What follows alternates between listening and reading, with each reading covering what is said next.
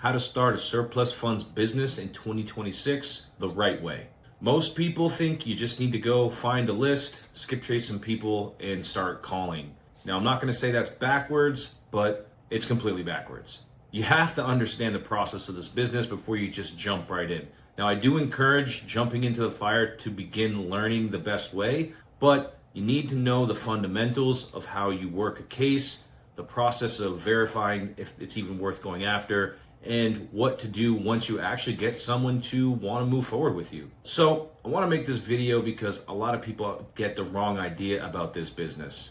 And that's why there's so many people who tend to fail or start off really strong with some momentum, sign up some people, but then fall through or their deals die or stall out because pretty much they had a bad education, they didn't learn the fundamentals, and they don't know the actual process to follow through from beginning all the way to end to recovering the funds. There's too many people out there talking about, I made 10 grand in my first month, thinking that there's checks being paid out the first month off a few phone calls. And that's just not how it happens. You have to put the volume in. It is a grind.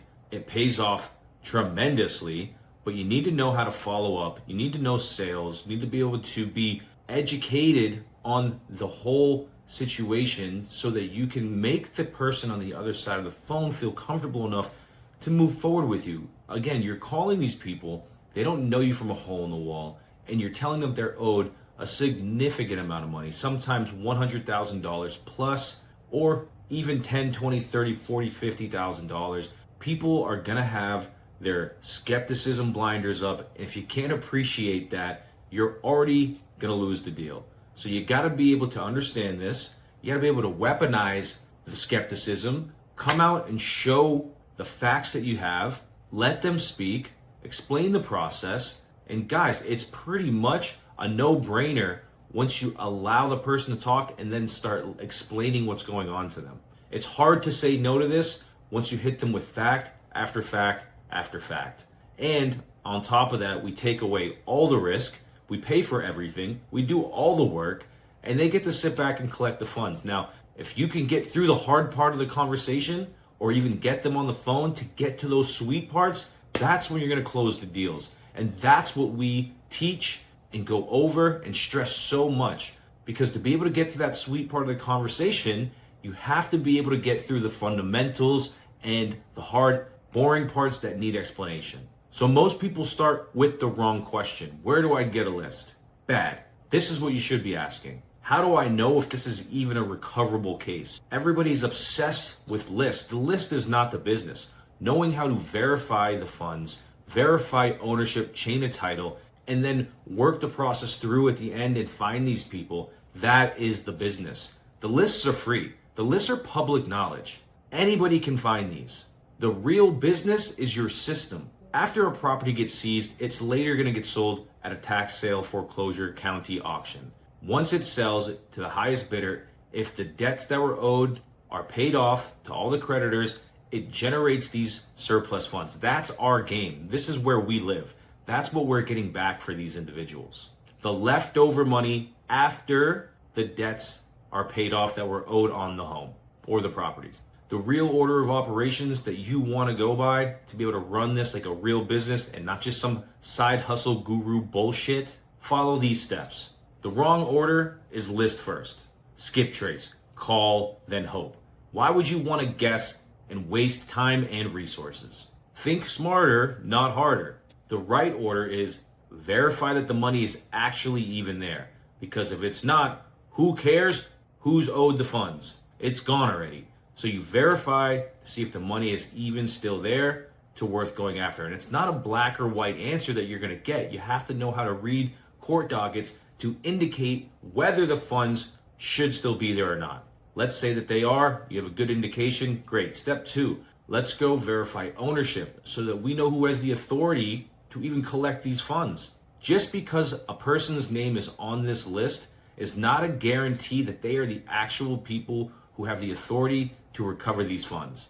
You only know that by seeing who is on the deed, so you know what the chain of title is. Step 3, then once you've verified ownership and that the money's still there, Then you can go and skip trace these individuals to get the contact information to begin your outreach. Because you don't want to just start doing skip tracing when you don't know who has authority. We want to know if the person is still alive, if they're deceased, so that we know who to even target when we're skip tracing. If you don't know who has the authority, you don't know who to call, you don't have a case. If you're a salesperson, a cold caller, a wholesaler, a real estate guy or investor, mortgage broker, someone who just knows how to talk to people, this business should interest you.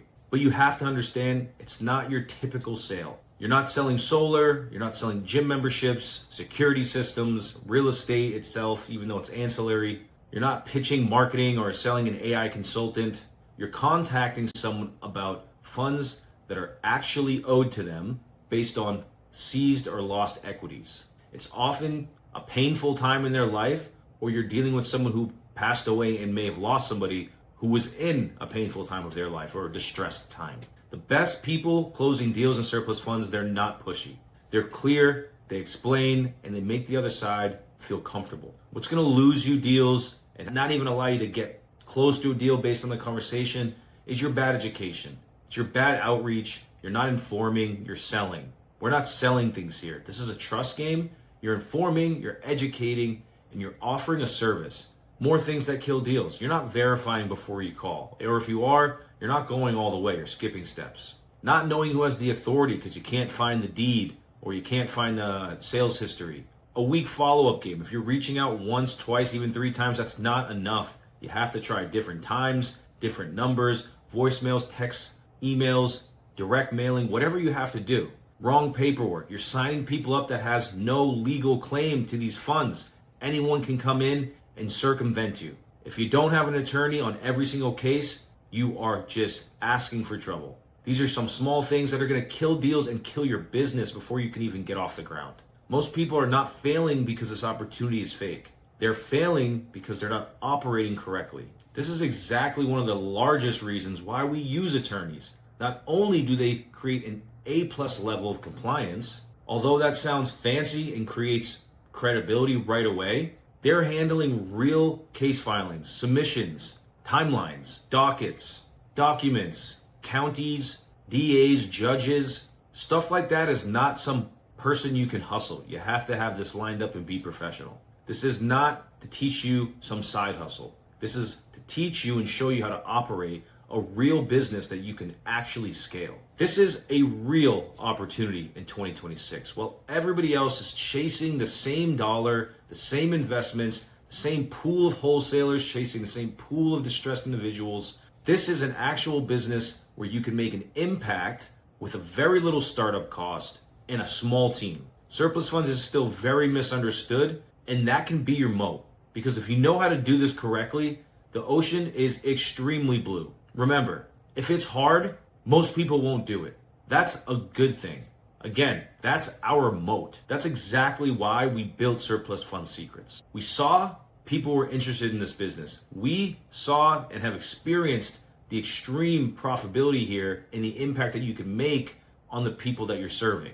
Most people just don't know how to verify these cases or the process. They don't know how to read the dockets. They don't know how to reach the families. They don't know how to speak to attorneys to develop a relationship and create a contract to work together. So we built this. We have the system. We use it every single day in our real operating business, and we rinse and repeat over and over again. If you're looking for easy, this is not it. But if you're the type of person who can learn, call, follow up, research, stay in the process, surplus funds might be one of the most powerful opportunities that you can come across. Take it seriously and look into it. I did, and it completely stopped me in my tracks. If you want to learn how to do this the right way, book a call, let's chat, and let's see if you're a fit.